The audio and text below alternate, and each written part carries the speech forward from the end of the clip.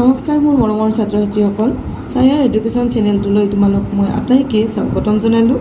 আজি মই লৈ আহিছোঁ ইণ্টাৰনেটৰ তিতা মিঠা নামৰ পাঠটোৰ ২য় নম্বৰ খণ্ডলৈকে। এতিয়া আমি প্ৰশ্নৰ মাজলৈ আগবাঢ়োঁ। আজি তোমালোকৰ মাজলৈ দিম ৬ নম্বৰ প্ৰশ্নৰ পৰা। ইণ্টাৰনেটটোৰ মিঠা সুবিধাৰ লগতে তিতা অসুবিধাও আছে। কথাষাৰৰ বক্তা কোন? ইণ্টাৰনেটৰ সুবিধা আৰু অসুবিধাৰ বিষয়ে পাঠটোৰ আধাৰত বুজাই লিখা। এইটো তোমালোকৰ ৫ নম্বৰ বা ৪ নম্বৰ আহিব। উত্তৰ লিখিবা, ইণ্টাৰনেটৰ মিঠা সুবিধাৰ লগতে তিতা অসুবিধাও আছে। উক্ত কথাষাৰৰ বক্তা চাবানা বাইদেউ। ইণ্টাৰনেটৰ বহু সুবিধা আছে। ইয়াৰ ফলত ছ'চিয়েল মিডিয়াৰ ব্যৱহাৰৰ দ্বাৰা দূৰৰ বাতৰি ঘৰতে বহি লাভ কৰিব পাৰি। বিভিন্ন শৈক্ষিক কাৰ্যক্ৰম, নীতিশিক্ষা, পাব পৰা চিনেমা, চিৰযুগমীয়া গীত, খেল, পৃথিৱীৰ বিভিন্ন প্ৰান্তত থকা মানুহৰ সৈতে যোগাযোগ, বিশ্বৰ বিভিন্ন ঠাইৰ সম্পৰ্কে গুৰুত্বপূৰ্ণ তথ্য ইত্যাদি পলকতে ইণ্টাৰনেটৰ যোগেদি লাভ কৰিব পাৰি। কিন্তু সুবিধাৰ দৰে বহুতো অসুবিধাও আছে। ছ'চিয়েল মিডিয়াৰ প্ৰয়োগত ব্যস্ত থাকি আজিৰ প্ৰজন্ম কিতাপ পঢ়া আৰু খেলা ধূলাৰ পৰা বহু পৰিমাণে আঁতৰি আহিছে। তদুপৰি এনে মাধ্যমত পলকতে মিছা খবৰ বিয়পি সাম্প্ৰদায়িক সংঘৰ্ষ পৰ্যন্ত সৃষ্টি হৈছে। ইয়াৰ অত্যাধিক ব্যৱহাৰৰ ফলত ৰাস্তাই ঘাটে বিভিন্ন পথ দুৰ্ঘটনাৰো সৃষ্টি হৈছে। মুঠতে সূৰ্যৰ পোহৰ যেনেদৰে প্ৰাণীৰ প্ৰাণ, আকৌ সূৰ্যৰ ৰশ্মিও জীৱৰ প্ৰাণ নাশিব পৰা অতি বেঙুনীয়া ৰশ্মিও আছে।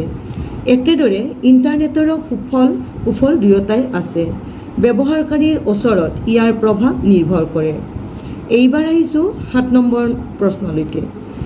ইণ্টাৰনেটৰ তিতা মিঠা গল্পটোৰ নামাকৰণৰ সাৰ্থকতা বিচাৰ কৰা। ছাত্ৰ ছাত্ৰীসকল, এই প্ৰশ্নটোতো তোমালোকৰ হয়তো ৫ বা ৪ নম্বৰ দিব। উত্তৰ লিখিবা, লেখিকা ডক্টৰ প্ৰণয় দত্তই গুণাগথা কৰিয়েই পাঠটোৰ নাম ইণ্টাৰনেটৰ তিতা মিঠা ৰাখিছে বুলি ক'ব পাৰি। লেখিকা নিজেও ইলেক্ট্ৰনিক মাধ্যমৰ হোৱা হেতুকে সেই মাধ্যমৰ সুবিধা অসুবিধা দুয়োটা দিশেই তেওঁৰ জ্ঞাত। সূৰ্যৰ পোহৰ আৰু শক্তি জীৱকুলৰ প্ৰাণ। আনহাতে সূৰ্যৰ পোহৰত থকা অতি বেঙুনীয়া ৰশ্মি জীৱৰ বাবে মৃত্যুৰ কাৰণ। একেদৰে একবিংশ শতিকাত তথ্য প্ৰযুক্তিৰ ব্যাপক উত্তৰণৰ যুগত ইণ্টাৰনেট অবিহনে যেন একোতে আগবাঢ়িব নোৱাৰি। ইণ্টাৰনেট পৃথিৱীৰ সকলো জ্ঞান তথ্য পলকতেই পাব পৰা কৰিছে। কিন্তু একে সময়তেই প্ৰয়োগৰ মাত্ৰাৰ আধিক্যই ছাত্ৰ ছাত্ৰী তথা মানুহৰ ক্ষতি সাধন কৰিছে। চকুৰ অসুখ, মূৰৰ বিষত ভুগিছে। সামাজিক পৰিৱেশৰ পৰা ছাত্ৰ সমাজ দূৰলৈ আহিছে। বাস্তৱ পৃথিৱীতকৈ অধিক সময় কল্পনা ৰাজ্যত বিচৰণ কৰিছে। পৰিয়ালৰ পৰা বিচ্ছিন্ন হৈছে। কৰ্মবিমুখতাই গা কৰি উঠিছে। মুঠতে নানা সমস্যাই আগুৰি ধৰিছে। ইণ্টাৰনেটৰ সীমাহীন সুবিধাৰ লগতে ব্যৱহাৰকাৰীক ক্ষতি কৰা দিশসমূহো লেখিকাই সমান্তৰালভাৱে ক'ব পাৰি যে গল্পটোৰ বা পাঠটোৰ নামাকৰণত লেখিকা সাৰ্থক হৈছে। এইবাৰ আহিছোঁ ৮ নম্বৰলৈকে। ইণ্টাৰনেটৰ অত্যাধিক ব্যৱহাৰে ছাত্ৰ ছাত্ৰীৰ জীৱনত কেনে প্ৰভাৱ পেলাব পাৰে পাঠটোৰ আধাৰত বুজাই লিখা। ছাত্ৰ ছাত্ৰীসকল, এই প্ৰশ্নটোতো তোমালোকৰ ৪ বা ৫ নম্বৰেই দিব। উত্তৰ, ইণ্টাৰনেটৰ অত্যাধিক ব্যৱহাৰে ছাত্ৰ ছাত্ৰীক ব্যাপক অসুবিধাৰ যে সৃষ্টি কৰিছে তাক আমি নুই কৰিব নোৱাৰোঁ। ই ছাত্ৰ ছাত্ৰীৰ সমস্ত জীৱনৰ প্ৰবাহে সলাই দিব পাৰে। ছাত্ৰ ছাত্ৰীক দৈনন্দিন জীৱনত অন্য প্ৰয়োজনীয় কথালৈ মন নিদি বেছিখিনি সময় ইণ্টাৰনেটত ব্যস্ত হৈ থকা সততে দেখা পোৱা যায়।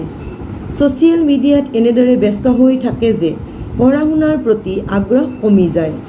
ইণ্টাৰনেটৰ আসক্তিয়ে খেলা ধূলাৰ প্ৰতিও বিৰাগ জন্মায়। কোনো ধৰণৰ অনুষ্ঠান উৎসৱত ভাগ ল'বলৈ উৎসাহ নেদেখুৱায়। চকু আৰু মগজুৰ যথেষ্ট ক্ষতিসাধন হয়। আলোচনী, বাতৰি কাকতৰ লগত সম্বন্ধ নোহোৱা হয়। বাটে পথে সমনীয়া বা জ্যেষ্ঠ পথচাৰীক গুৰুত্ব দেখুওৱাটো দূৰৰে কথা, ইণ্টাৰনেট সংলগ্ন মোবাইল চাই যাওঁতে পথ দুৰ্ঘটনাত পৰে। বহু সময়ত ইণ্টাৰনেটত প্ৰচাৰিত ভুল বাতৰিৰ প্ৰভাৱত সমাজৰ নানা সংঘৰ্ষ হোৱাও দেখা যায়। মুঠতে ইণ্টাৰনেট আসক্তিৰ ফলত দৈনন্দিন জীৱনৰ প্ৰয়োজনীয় সকলো কথাতেই অমনোযোগিতা লক্ষ্য কৰিব পাৰি। ছাত্ৰ ছাত্ৰীসকল, আজিলৈ ভিডিঅ'টো মই ইমানতে সমাপ্ত কৰিছোঁ। আকৌ এটা নতুন ভিডিঅ' লৈ তোমালোকৰ মাজলৈ মই আহিম। আজিলৈ ইমানতেই। নমস্কাৰ।